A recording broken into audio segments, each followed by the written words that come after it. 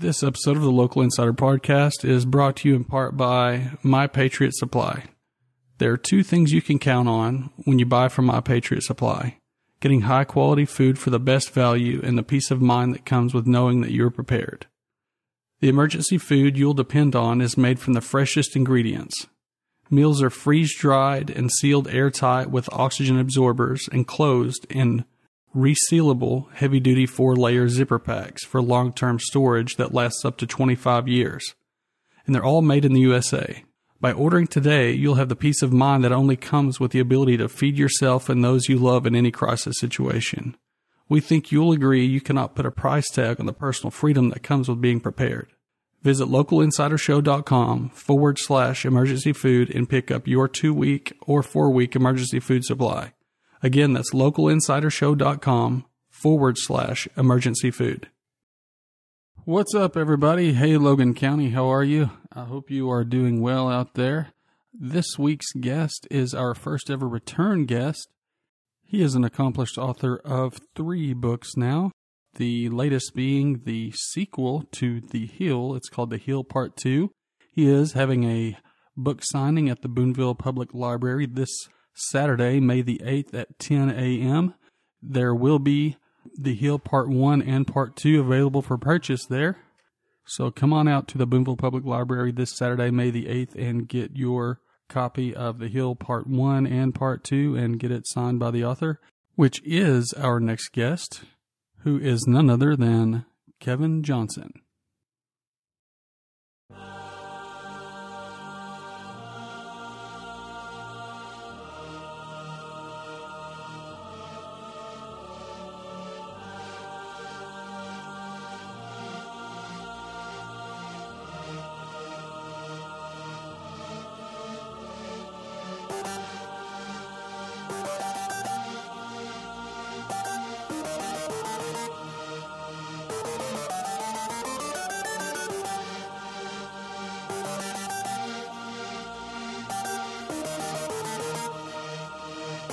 Welcome to the Local Insider Podcast, a show about everyday people who make a big difference.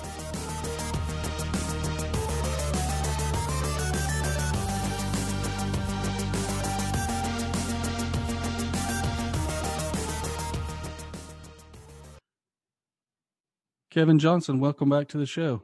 Thank you. Glad to be back. So what's happened since you were last on? It seems like there's a scuttlebutt about the town about something you have going on. Yeah, I finally released a sequel to The Hill, and I settled on just the simple title of The Hill 2 because I had nothing better. But yeah, I finally got that released and finished. That's been in the works for quite a while, and it ended up being my longest book. It's probably about the length of my first 2 books combined. So it took a little while. Took some time to get it edited and get all the mistakes out of it, hopefully, that we could find anyway, and get it released. But it's out there now. That is awesome. Hey, and I understand that you have a book signing coming up next Saturday. That would be May the 8th, or the 8th next Saturday. That's 2 weeks from right now. 2 weeks, as we're talking here. But that's it's a Saturday, May 8th at the Logan County Library there in Boonville. I'll be there from 10 to noon doing a signing, and I'll have books, copies of my books, all 3 of them there for sale for anybody that doesn't have one and wants to pick up one. Or if you already have one, you can bring it in and get it signed and that's what I'm looking forward to. That I always like doing these things. Yeah, that sounds pretty exciting to have something that you create, and have people come in to have you actually sign their copy. That seems like kind of a milestone that every author kind of works towards. Yeah, the first time I had a signing, I was working with Tipsy Mockingbird Books out of Fort Smith there. And, they were the ones that said, hey, let's schedule some book signings. And I thought, well, okay, I don't know that anybody's going to show up, but I guess we could try, And it was weird to me that someone would want me to sign a book. But we had a great turnout, and I was so surprised. And I got to hear a lot of people talking about, their connection to the sanatorium there outside of Boonville. And it was just a really neat experience. So we did another one. We did a second one there at the library, and it was great. It had good turnout. And then we followed that up by doing one at the Charleston Library, which turned out well, and Paris Library much later on. And then also a couple of places, 3 different places in Fort Smith. So we did quite a few for that first book. And it was always a lot of fun to meet people and see them and hear their stories. Yeah. I was even reading one of the comments on the post where you announced the book part 2. And there was a lady who said that she had worked at the state sanatorium for like 5 years. And when she read your first book, she read it 4 times. And she said that each time was like going home again, like somehow you had painted a picture exactly as she remembered it. How do you think that happened? I think it was just mostly luck. I knew, I'd heard stories growing up, and I read what I could find on the sanatorium and doing research and tried to just imagine what it was like using what little info I had. And, I guess it turned out okay. I know I got things wrong and made stuff up that didn't, wasn't the way things were. But for the most part, I think it kind of matched up for what people experienced there, and that was great. And getting someone saying that they've read my book 4 times was that's a huge compliment. I mean, that just blows my mind. Yeah. I mean, I don't know any book that I've read 4 times. Especially not in such a short time period. I might have read Robert McKimmon's A Boy's Life 4 times, but that's been over the course of like 20 years. So. Right. And let's talk a bit about Jake Myers without giving away too much information. I don't want to, no spoilers here, but it seems like you kind of left the door open in The Hill Part 1 to a sequel with this relationship that he had. Can you speak a bit about that?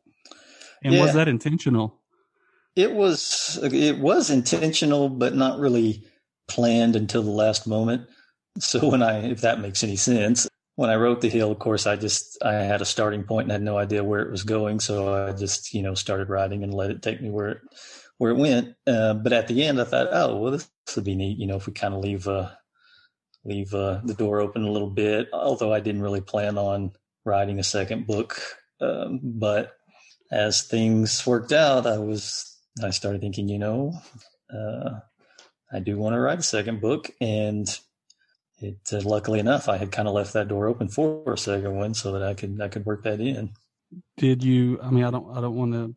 Again, no spoilers here, but did you leave room for maybe a third book? Do you have intentions on making a third book?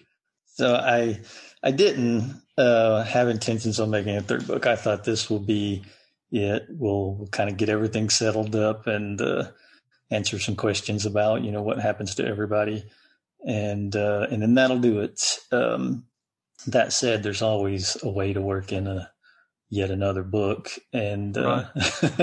And who knows, I might. I have 2 other books that I'm working on now. Other stuff I want to try and do and explore, but there's no telling. I might come back because I really do like the stories and I like the characters, and we'll see in the sequel that we revisit all the old characters, but we also meet new ones, and there's plenty of room there for maybe something down the line. But yeah, the plans right now aren't to do any more. I kind of like where it's at and where it's ended right now, and I think that's where I'm at. It seems like you paint such a great picture with these characters. That seems like the common thread that I hear throughout all the comments, that your character building ability is uncanny, in that you could essentially go off on another path with any of these characters and write a whole nother series of books about any one of the characters. Does that sound feasible? Definitely, yeah. I mean, the books I like to read are character driven, not really plot driven. And so that's kind of what I like to write. I like to really focus on characters and have them be the main focal point, and not so much just the story itself. I mean, that's obviously important, and you need a good story, but I like for the focus to be on characters, and that's what I aim for in my books, whether or not it actually works out. But that's what I always try for. So, yeah, I think I could take these characters and do a lot with them from here if I really wanted to. So. Do you have plans of taking?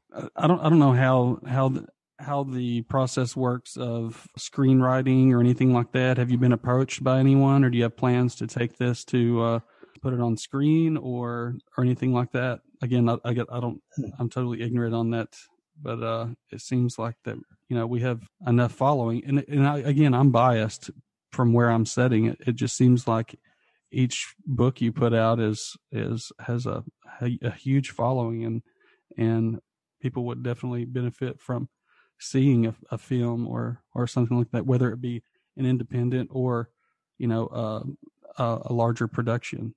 Yeah, that I'm always open to that, but I'm in the same boat you're in that I have no idea how that works or where to go with that. So, but it's definitely something that I would be open to. I would love to see a movie, set at the sanatorium like that. But right. Again, that's just more stuff that I've got to research and figure out and figure out context and things like that. What are your plans for future books? Do you have any that you're working on right now? Do you take time off in between books, or how does that work? Do you always have multiple books, or do you work on one until it's done, or what's your process there? So the way it's worked out, of course, the first book, that was the only thing I worked on until it was done then, which is The Hill. Since then, I've always been kind of juggling two books at once, generally one that I, have thought up and decided I want to work on, and then one that just comes up out of the blue at the same time. And usually those kind of grow side by side until one takes over. And that's kind of what happened with Bridging the Gap. When I had written that book, I had already started on the sequel to The Hill. I set it aside and because this other thing just kind of came up out of the blue, and I wrote it and then finished the sequel. And right now I've got two that are kind of jockeying for position, so to speak. They are two ideas that are quite different from each other. And I'm just seeing which one kind of wins out. I'm just writing bits and pieces of each one, and we'll see which one kind of takes over. So it's not a process of, okay, now it's time to write another book. I need to think of something to write about. These things kind of organically just kind of come up, and you feed the one that wants the most attention, and that's the one that comes out. Is that a pretty safe? That's exactly it. The only one that I really kind of forced was the sequel. That's the only one where I really said, "Hey, I've got to write a book, and here's what it's going to be about in general, but now I got to figure out the story." Mm-hmm. That's the only one, because the story had already been started, and I had to figure out where it was going to go from there. But everything else just kind of pops into my head, and I think, oh, let's see where this goes.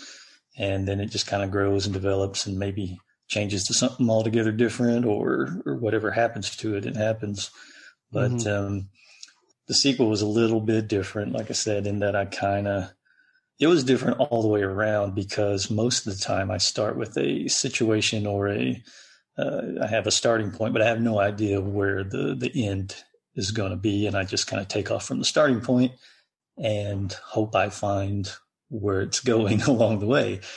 Mm-hmm. With the sequel to The Hill, I actually did more planning on it than I've done on anything else, in that I had a full outline. I knew where I was starting because, I'm picking up where the first one left off, and I kind of knew where I was going to end. It was like if it was a road trip, I kind of all my other books, I just get in the car and drive, and I don't know where I'm going. But this one was, I knew where I was going to go. Maybe not like the exact address I was going to, but I at least knew the state or the town I was trying to get to. Right. I had a good general idea of where it was going to land, and I knew the general direction I needed to go, and I even knew the stops I needed to make along the way, all the points I needed to hit as I was getting to that end. So it was a little different. And in that case, it was kind of a little harder to write because I had to be aware of a lot more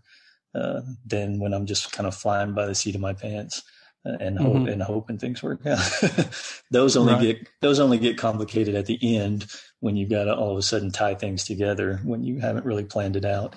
But but the sequel, I had everything planned out. I had written up a bunch of ideas. I had run them by the ladies at Tipsy Mockingbird to get their input, and it was just trying to settle on an overall plan. And that's the only time I've ever done that. Even with these 2 new books I'm working on, they're more of the starting at a certain point and not really sure where it's going, and kind of back to what I'm used to.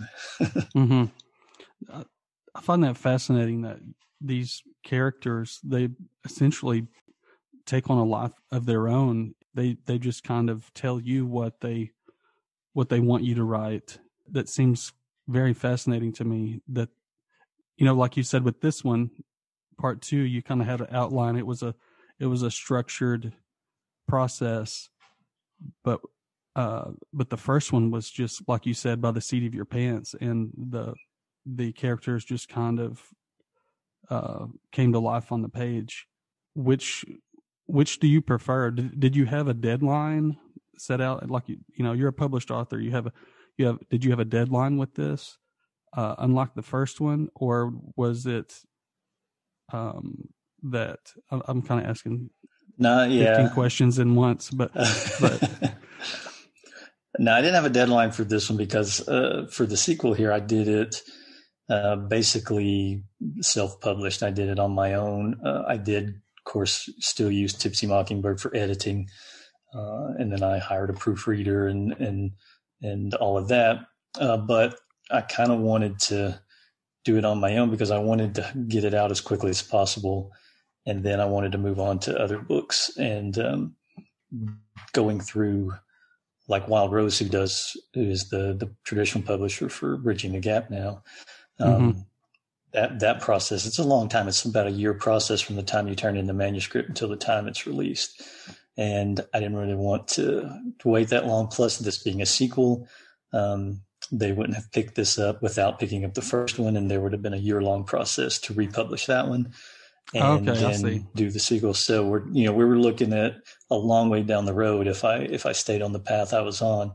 So because Wild Rose only owns the rights to Bridging the Gap, I could still do stuff on my own. So I did. I decided to go that route, and plus I've learned more, as I've gone. And to me, this is it's kind of a personal book set because it's set, not far from where I grew up, but it's also a very regional book. Because of the people who have the connection to the sanatorium are really the ones that want to read it I'm like. So I wanted to get it done and get it in because people have been asking me about it for a long time. And, I keep saying, I'm working on it. And I'm thinking maybe by the end of the year. I was thinking in 2020, and then that didn't happen. And first I was thinking I'd be done summer of last year, and that didn't happen. Then by the end of the year, that didn't happen. And then I just kind of kept going, but finally was able to get it done. I didn't want to rush it out without it being right, but I still wanted to take the quickest path I could get to getting it out there. Right. So what genre would you call the Hill series?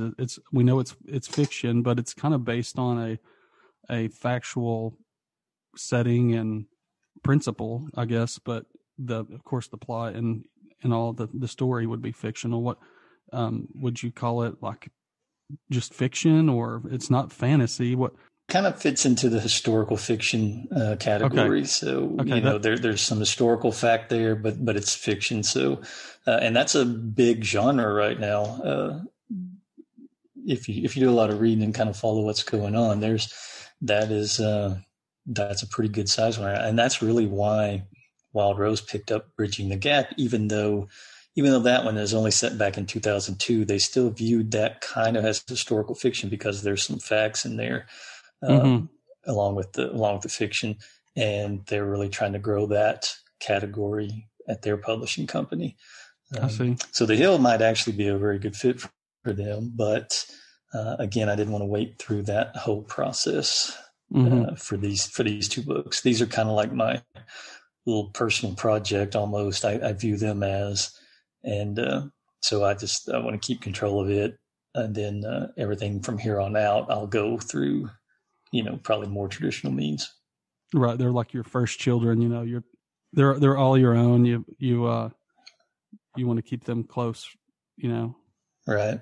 Yeah. Do you have any plans to go out on any different genres, let's say like horror or nonfiction or anything like that? Or are you comfortable in the historical fiction genre? I don't think of myself as historical fiction, although that's where everything has tended to go for me so far. But I just think of just general fiction is all I think of it as myself. But and like I said, I just want character driven fiction, not a bunch of car chases and explosions and things like that. I want kind of someone James called Patterson. It was yeah. I don't want to do anything like that, but. The lady that does my proofreading now is very good at it, but she had said, your books are what's called, kind of a slow burn, and they're very character driven. And I kind of like the slow burn thing, and I never really thought about it too much, but those are kind of the books I like, is the kind of development of characters, not a lot of fast paced action and, high intensity type stuff. I like the more laid back, slower burn type stories, and so that's what I'm probably always going to write.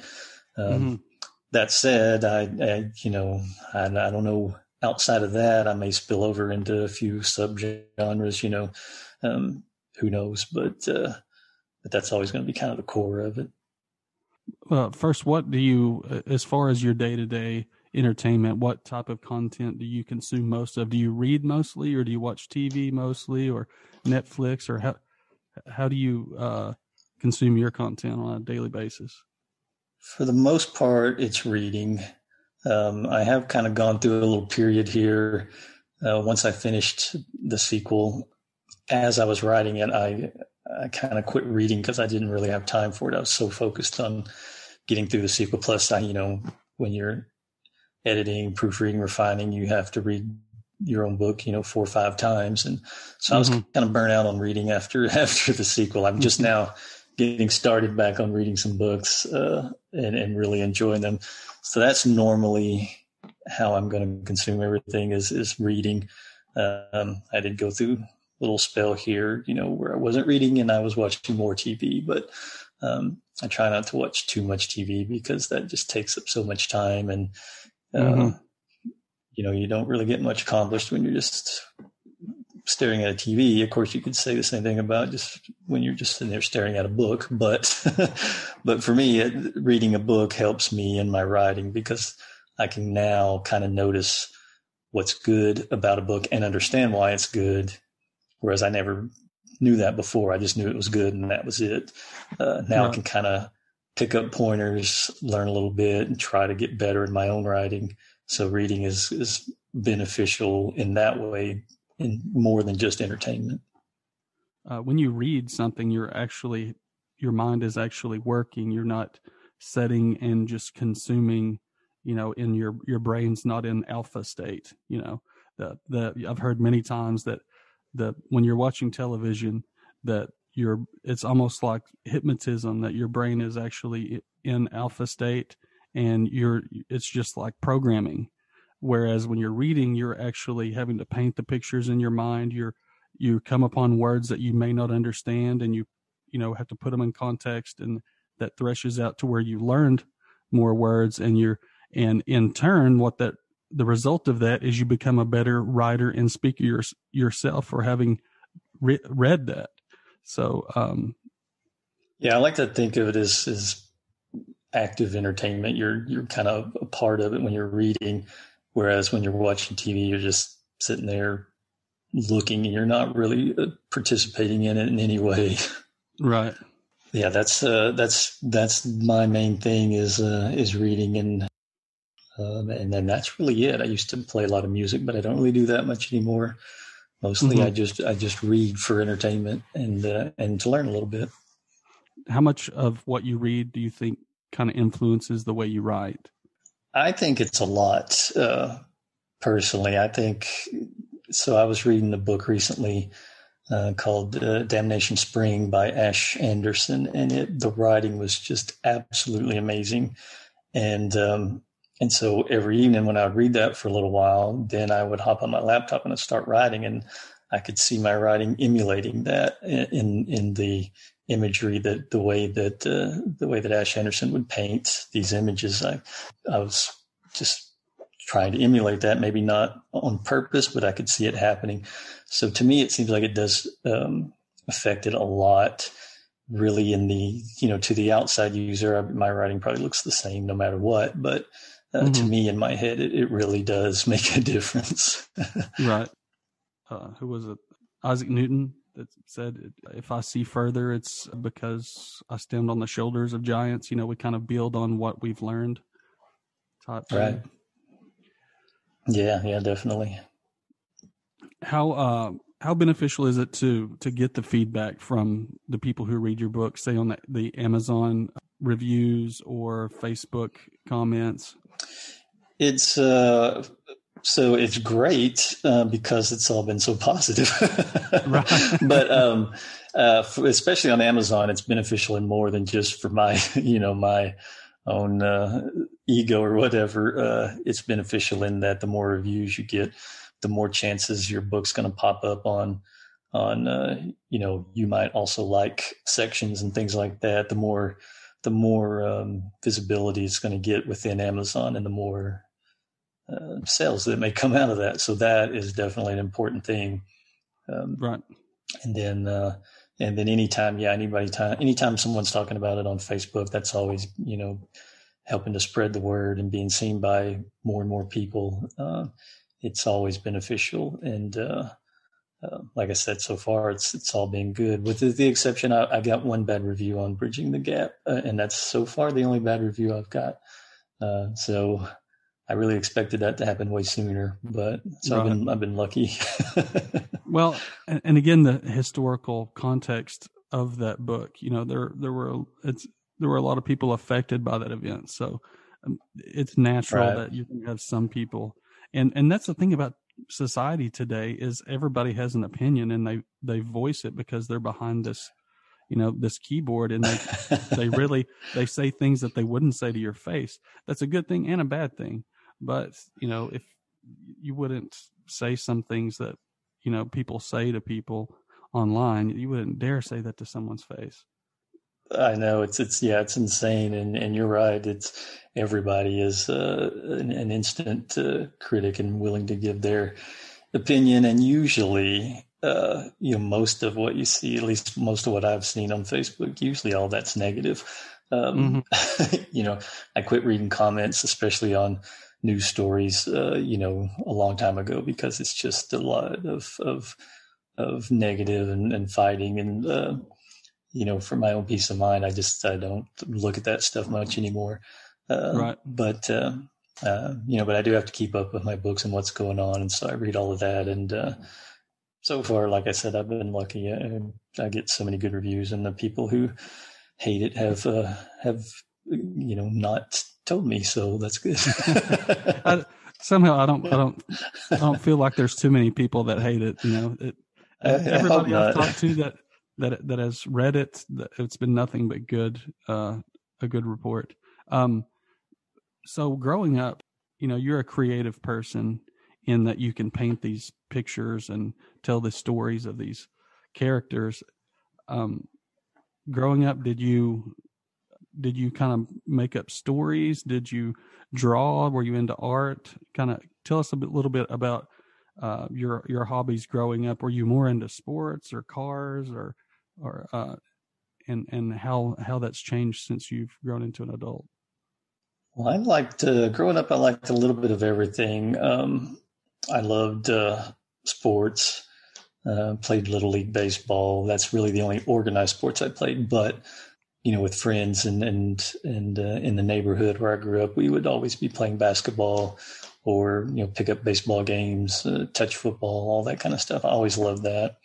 I did go through a period where I did a lot of drawing and art and had fun with that for a while. And then, kind of got tired of that and moved on. So I bounced around a lot of things. And then, of course, music. I learned to play guitar starting at around 14, 15 years old. Mm-hmm. I just kind of go through a lot of things. Right. And that really hasn't changed. I still like trying to do different stuff and just trying things and see what sticks, and most of it doesn't. But I think this writing thing this is something I want to keep doing for a long time, because it's really it's hard to explain. It's fun, but it's also it feels like something has been accomplished that's more than just than what I would normally accomplish. So right, yeah, it's a challenge and it's also very rewarding because it's such a challenge. I guess would be a way to say it. It is, and I do like a challenge. So if something is just easy, it's so easy to get bored with it quick. So that's why when I played guitar, I played a lot for 10 years, because it's not an easy instrument to master, mm-hmm. And I went through a lot of guitar teachers and did a lot of playing and started songwriting and it's challenging. So I stuck with that for a good long time because of that. If something's easy, it gets boring quick. Right. So is that kind of how you got your start in writing, was songwriting? The idea? Maybe, yeah. Just the idea of I love music. So I thought, hey, why don't I try to create some of my own? And it was the same with writing. I loved reading. So I thought, well, why don't I try to create some of my own? And that's where it started. I know I played guitar for years and I'm not good at it at all, but no matter how much I practice, but that didn't stop me. But I tried, some friends of mine, we had garage bands growing up, and a friend of mine was a singer, a very, very good singer. He didn't know it, but everybody else did. But the point I'm making is, he couldn't write, and all we did was play cover music. And we knew that if we were going to accomplish anything, of course, any garage band always has high hopes, and there's pie in the sky, and right. Everybody thinks they're going to be rock stars. But somebody had to write the songs, and he just couldn't do it. So I said, well, I will try.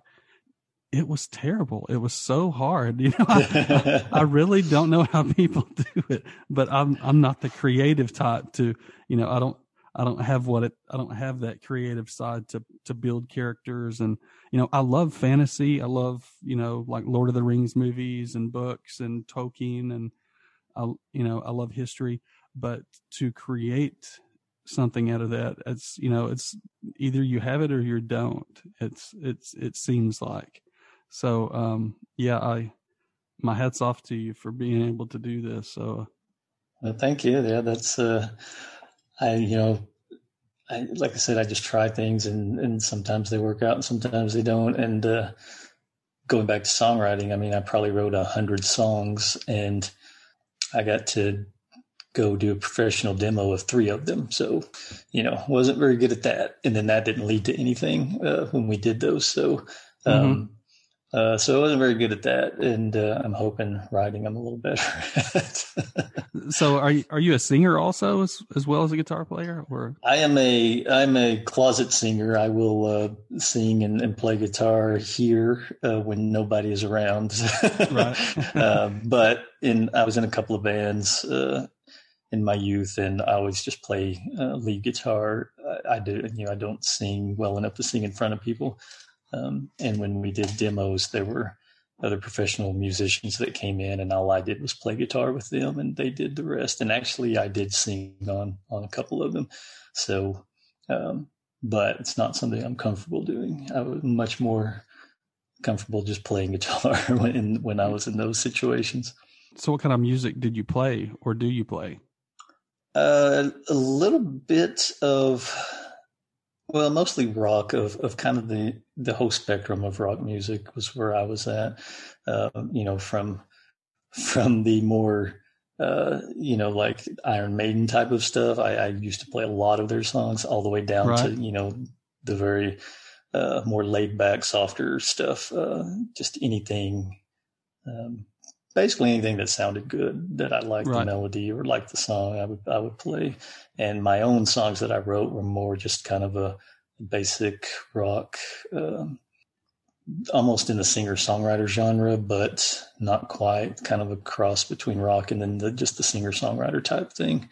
So would it be closer to like Journey, or closer to like a ballad that Megadeth or Black Sabbath or something like that? It would be closer to somewhere in between, like Bob Dylan and probably a Journey. It was a rock leaning heavily toward the kind of the singer folk songwriter type thing. So a bit about your guitar. Like I said, I've played guitar for years. I could never master lead because how do you do the lead guitar with the solos and all that? You have to memorize all these scales and all that. Is that how you did it? Or do you... Yeah. I had to learn all the theory and all the scales and memorize those, and what notes you can play in a certain key and what notes you can't. And just a lot of time spent learning leads, making up my own, while playing along with the stereo. And that was when I started playing guitar, that was what I wanted to do. I didn't want to play, like acoustic. I didn't want to play rhythm. I wanted to play lead. That was, because I was, 14, 15 years old. That's what you want when you envision being a rock star. You want to be a lead guitar player. So, that's where that's what I really focused on, and spent so much time doing that. And that's what I did, in the bands I played in. And then eventually I kind of settled more back down into playing a lot of acoustic and just doing, like I said, the singer-songwriter type thing. Right. The more folk-leaning type music. Yeah. And then tried to pick up piano some and learn to play that enough to mix in piano to my songs and things like that. But mostly it's just nowadays when I do play, it's just on an acoustic guitar, and it's just laid back, and I don't really do much with the rock or heavier stuff like I used to. Mm-hmm. I've noticed that I grew up listening to anything from Zeppelin to Sabbath to on into Megadeth, and like you said, Iron Maiden and Pantera. Everything anything that I thought that the status quo at the time didn't like. When you're a teenager, everything's about rebellion, so that's what I liked. And to be honest, I liked the music at the time, and I liked the talent and the skill that these people put into that, because it wasn't, our parents they thought, well, they just get up there and make a bunch of noise. But actually, no, there's a lot of work that goes into that, and they're really good at what they do. But anyway, my point being is that to be good at anything, you have to put in the work, and you have to have a passion for it. And it seems like you may have found your passion in writing, and I really hope to see you continue that, and I can't wait to see what's on the horizon for you. Well, thank you. I appreciate that. And you're absolutely right. It does take a lot of work to kind of be good at something. There was and I can't remember the names, but there's a photographer, a famous one, that said your first 10,000 photos are going to be your worst. And that's just meaning that, you've got to you've got to put in the work, and it's not going to be good at first, but eventually you'll get the hang of it. To kind of shift gears, you said that you're working on a couple of different books right now. Is that correct? That is correct. So can you give us any information about those books? Sure. I can kind of give you the vague idea of what's going on. So one is kind of along the lines of what I've written already, in that there's a strong pull into the past for it, kind of drawing from history. So it's a book that it's basically it's a modern story. It takes place in the present, but what I envision with it is really just being a book about a small town, primarily probably Boonville, and there's a story that goes through it. But along the way, I want to intersperse a lot of things from my own experiences, like from my childhood. A lot of things, that I remember growing up. Into events, people, places, all that kind of stuff. I want to incorporate all that in there, and it's almost like a mostly fiction, kind of half biography of a little town. And the thing is, I don't know how far I can go with that, in that I want to use real names and real, real events. I just don't know, or for the most part, use that. There'll still be a lot of made up stuff, but right. I don't know how far I can really go with that. I've got to figure all that out. And then my other book is just something altogether different. It's more of a kind of almost a modern day fantasy fairy tale type thing. It's along those lines. It's not really, there's no history in it. It's all modern, and still like character driven is what it's going to be, but it'll be kind of touching into the fantasy genre a little bit. So that's where that kind of spilling over into subgenres I was talking about earlier might happen. Right. So when you say fantasy, do you mean like magic and elves and dragons and stuff like that? Not like that. No, not like that. Kind of the typical fantasy you think of. It's more of a it's hard to explain. It's more of a modern day fairy tale. Actually, it's there's things that aren't real in it. There's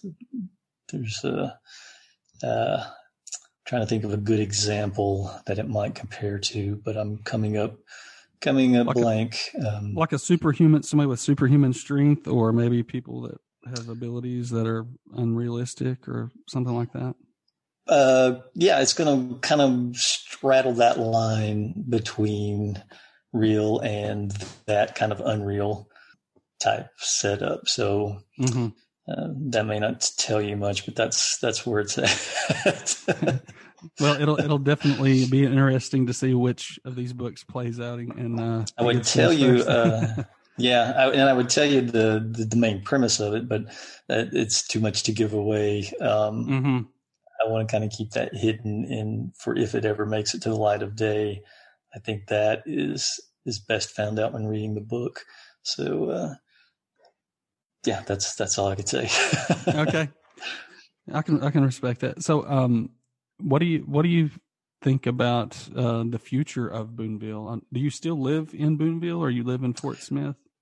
I actually live over in Oklahoma, and okay, I remember now. North of a little town called Muldrow, not too far into Oklahoma. That's where I'm at right now. I still come down every couple of weeks to visit friends and family, but I'm not living there, so I'm not really. I don't have my pulse my finger on the pulse of what's going on there. All I know is what I see when I come to town once every couple of weeks, and so it's kind of a rose. Kind of through, rose-colored glasses. I'm looking at it, and so I don't know all the details of what's going on. So, right. So, just like you said, you come every couple of weeks. Have you noticed any changes in Boonville? Are they good or bad, or what do you see for the future of our town? Everything I see looks good. I mean, you've got businesses in downtown there, which is my favorite part. I don't pay much attention to anything outside of the old downtown, but, having Reed's there is awesome, and having places that are staying in business. And then the whole idea of maybe there's a chance something may happen with the theater, the murals, the way the downtown's kind of been, cleaned up, fixed up, and, kind of a whole beautification thing that seems to be going on. I'm liking everything I see. I think the Savage Theater is really got people's attention. It's kind of like a vestige of hope for the town. If we can just get the theater back. I don't know why some people put so much stock in the theater. Not to say that it's wouldn't be great, because I would love to see it come back. I mean, I grew up going there every weekend, just almost. And I used to take my older kids there, so I think it would really be great to see it open again. But yeah, I'm gonna agree with you. I'll say that it's a slow process, but I think we're building back. Yeah, definitely from an outside looking in perspective that I have, it's definitely all headed in the right direction. And and the theater is a big thing. So this book I mentioned that I'm writing, kind of the biography of the small town, taking things from my own experiences and kind of weaving them into a story there. A part of that was the main character wishes that he would have realized when they were playing the last movie there, so he could have gone to it. Mm-hmm. That's me.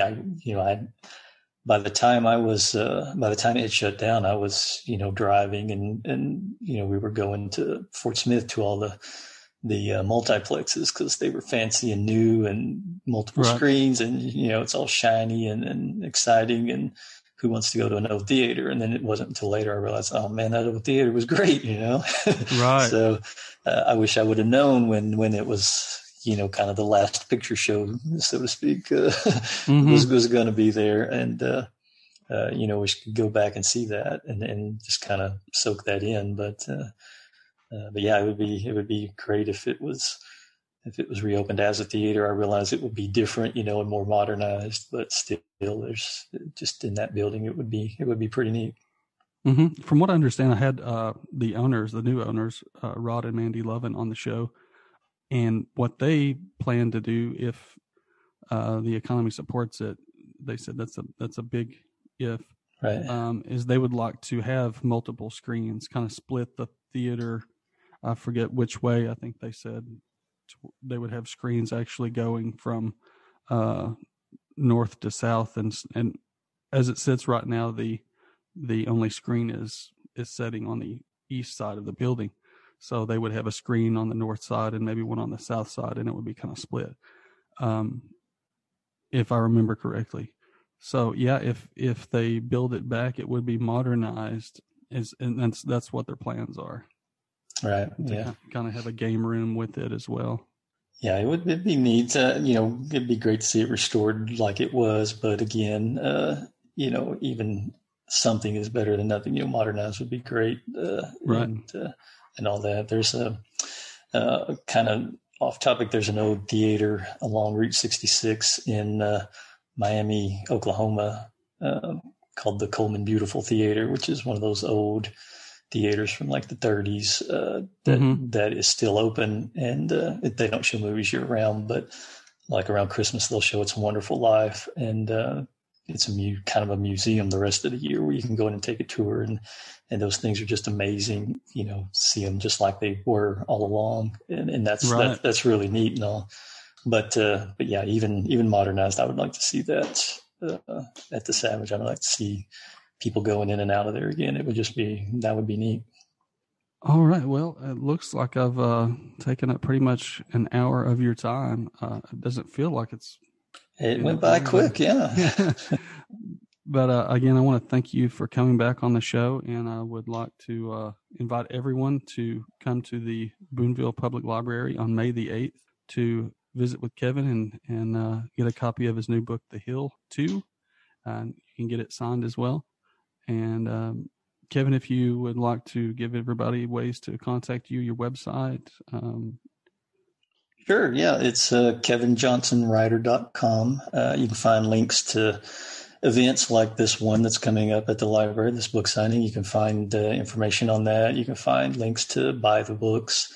You can also find links to my social media, Facebook, Instagram, and Twitter right there on the main page. And if you're looking to buy a book local, there are 3 places right now in Fort Smith that are carrying the book. There's the Fort Smith Museum of History. They carry it in their gift shop. And then Chapters on Main in Van Buren, which is a wonderful little bookshop there in the old downtown Van Buren. And then Bookish in Fort Smith generally will have copies on hand. And that's a great bookstore there as well. They actually have 2 locations downtown on just off of Garrison. And then they're over in the Bakery District as well now. So you can get copies that way or order them online, and you can find kind of all that information on the website. Awesome. Kevin, thanks again. I appreciate you coming on. Hey, thank you for having me back. And anytime you want me to come back a 3rd time, I'm all for it. Awesome. I look forward to it. I'm very, now you've piqued my interest. I can't wait to see which one of these books plays out and will be released next. Right. Same here. I don't know either. So I'm waiting to see too. All right. Talk to you later, Kevin. Thank you. Bye. Bye-bye.